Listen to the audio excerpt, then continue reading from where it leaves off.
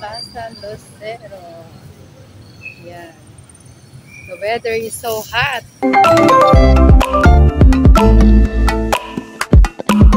Friendly people, for today's video, andito nga pala ako sa napaka-historical place, ang Plaza Lucero. Dito yan sa aming bayan sa Cabanatuan City, Nueva Ecija, kung saan kahapon ay nagkaroon ng selebrasyon at dito ginanap nga po ang ating ika-127 Philippine Independence Day.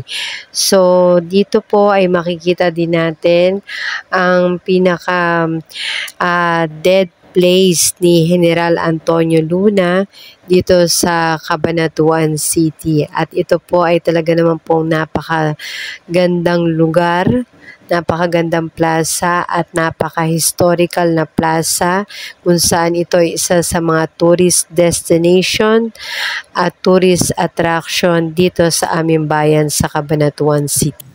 Saan kahapon dito nagkaroon ng celebration para sa ating Araw ng Kalayaan.